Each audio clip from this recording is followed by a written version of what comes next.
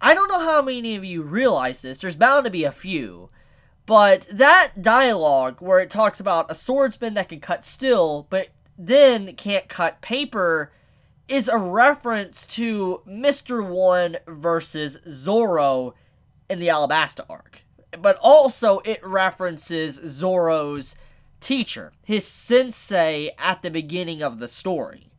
I'll even show a panel here. It's a perfect reference. And I'm just like, the planning, the legitimate planning to this very moment. And this explains so much about Zoro's fight with Mr. One. And it completely goes along with what Usopp went through in the past when he had to take out Sugar.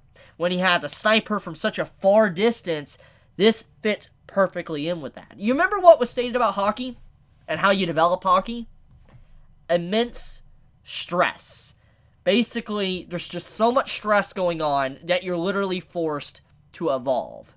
And when you think about the fight with Mr. One versus Zoro, that was a very stressful fight. Up to that very moment of the series, that was probably one of the most violent fights. Zoro really pushed himself super hard to be able to fight Mr. One. And if you remember, when he was fighting Mr. One, Zoro blanked out. Like, he completely zoned out, and he no longer could pretty much hear anything. It was just like everything was clear.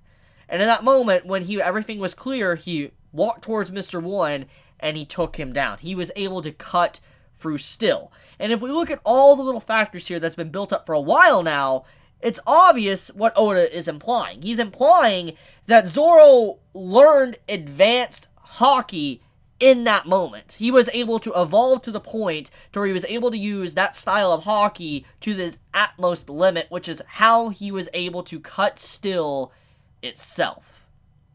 That's crazy. That build-up, that setup for this very moment in the story, it gives so much clarity to Zoro and why he's just so strong, why he's able to do so many ridiculous things. This man has had a higher level of haki pretty much since the beginning of the story. That's crazy, and he was not even aware of it.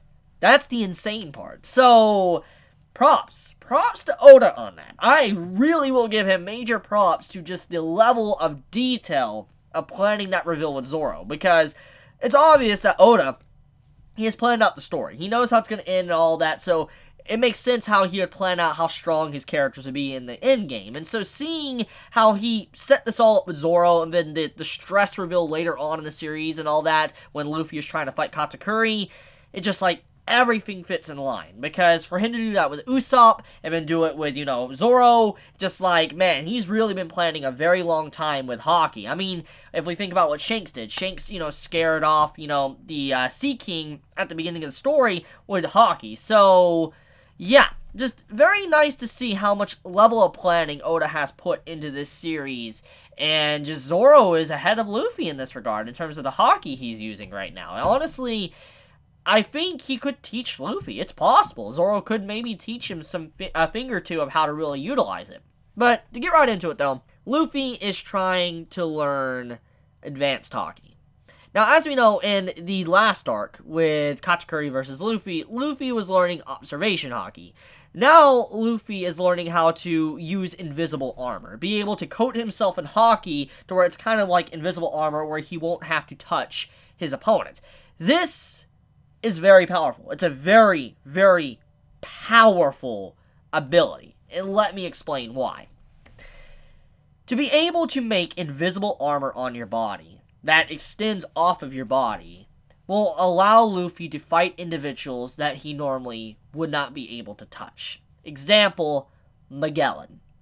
You remember in Impel Down, Magellan as an individual, to this very day, he is probably the only fight Luffy's ever had that he never won. Magellan is a scary man. He is broken. The way his Devil Fruit ability works is insane. And if you even touch the man or inhale his fumes, lights out, GG. And just, that's a problem. Luffy could not physically even lay his hands on Magellan or he would be lights out. So, being able to coat yourself in invisible armor will allow someone like Luffy to fight someone like Magellan. Someone that body is just so, like, toxic or something that would kill you on, contact. He would be able to fight someone like that. Which means that Luffy would be able to fight Akainu. As you know, Akainu, he's made of lava. So, him trying to fight Akainu wouldn't really work out too well. I mean, he would still burn his fist and all that if he even touched Akainu, even if you put haki on it. So, being able to have invisible armor to where there's like a space will allow Luffy to get in and fight people that he could not make contact with. But also, there's another thing here. This is a perfect power-up or tool to use against someone like Blackbeard. Think about this. Blackbeard as an individual, he is obviously going to be someone that is the end game. He will be the final boss. I mean, besides Emu or whatever, the main controller of the world, the head of the world government. But Blackbeard's pretty much going to be like the final boss maybe of the pirate section of the story. And it's going to be a major fight. And if Luffy does learn this, he will effectively be able to fight Blackbeard without being at risk of losing his devil fruit. Remember that. See, to completely have your devil fruit negated, you have to actually lay your hand on Blackbeard. But if you can't do that, and you have invisible space, you can well on him with your devil fruit.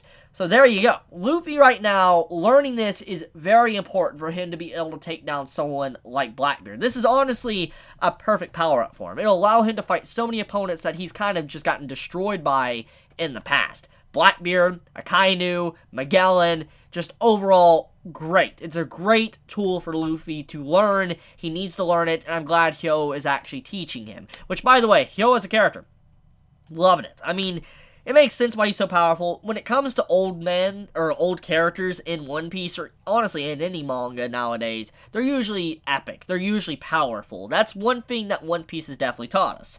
And Hyo being as powerful as he demonstrated in this chapter, I'm really not that surprised. I really am not. He's just malnourished, he needs some food, a little bit more of training, and I think he'll be good to go and be able to do some crazy things. So, seeing Hyo do what he did, I'm not really surprised by it. I'm glad that he's there to be able to teach Luffy. Luffy's going to be able to learn advanced haki to be able to benefit himself. And Luffy even said himself that if he learns his haki, he might be able to even damage someone like Kaido, his skills. Which, don't know. I mean, is that really enough to damage Kaido? I don't know. I mean, we don't really know what happened between him and Shanks. We don't really know. We don't really know how Kaido got his scars to begin with. There's just so many questions. But at the very least, we do know that it could give Luffy the edge to do more damage than he does now. He needs this buff to be able to even fight. So I'm looking forward to it. We're getting a little bit of a training arc for Luffy, which is, like I said, very reminiscent of the Katakuri fight while he was learning observation haki. Now, another thing too, let's talk about Zoro. So Zoro's entire segment of this chapter, he was able to get the gist of what is going on. For instance, what's happening with, Momo's sister and how she, as an individual, she's someone that is going to benefit the group eventually. She's going to be someone very vital, important, because she's Hiyori, and she will be someone that is probably going to play a major role in the upcoming events. She does state that she doesn't want to see Momo yet, because it might throw cold water on them before they have their warriors battle, but I feel like they're going to be able to meet each other, and I have a sinking suspicion that Momo's going to get to meet his sister, and he's not going to realize it's his sister, and he's going to do his normal thing when he encounters ladies. You get my point here. So, we'll see where that one goes. I have a feeling that, Oda will do something like that. Now, back into Zoro, though. Zoro also talks about how he's still trying to figure out who the other 3 samurai are, and it is revealed that the samurai that's within the jail cell is, in fact, the person that took care of Hiyori. So, now we know that Kyoshiro, he isn't part of the 3 samurai. That is officially confirmed now. But, at the same time, though, it makes you wonder, who is Kyoshiro? Why did Kyoshiro go out of his way to protect Hiyori? It doesn't make sense. So, his connection is very important right now. He is definitely a turncoat for Orochi, for him to go that far. He might actually love Hiyori, and maybe that is the reason why he did that. Who knows? But, he is not one of the samurai.